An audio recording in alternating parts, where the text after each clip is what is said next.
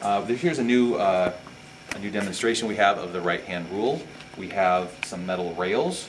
Turns out, even though these look and sound a lot like steel, they're not. Otherwise, they'd be magnetic and would be attracted to this very large horseshoe magnet.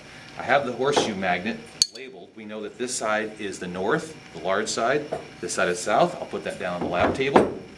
And you'll notice that I have the rails connected to a red lead. That makes it the positive.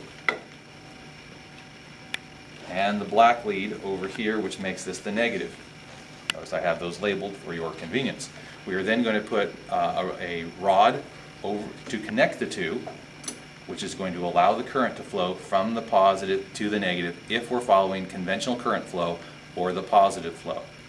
I'm going to stop for a second and let you figure out your right-hand rule here, remembering that magnetic fields flow from north to south and current flows from positive to negative.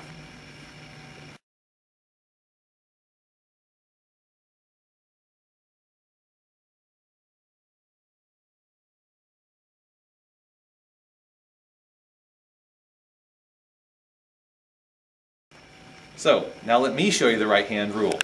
If the magnetic field is pointing from north to south, you put your fingers straight up. Now you rotate them 360 degrees, whatever direction the current is flowing. Well, since we know the current is flowing from positive to negative, the current is flowing this direction.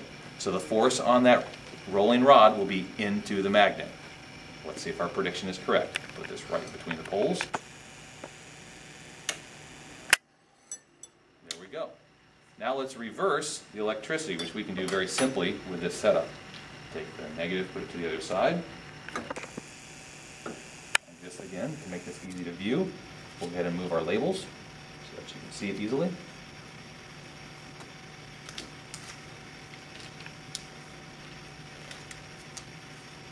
Okay, so now we have the current is going to flow from the positive to the negative.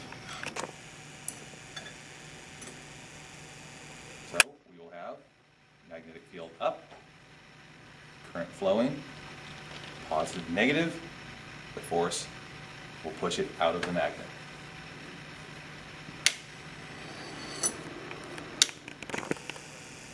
Okay, I think that's pretty obvious, yes?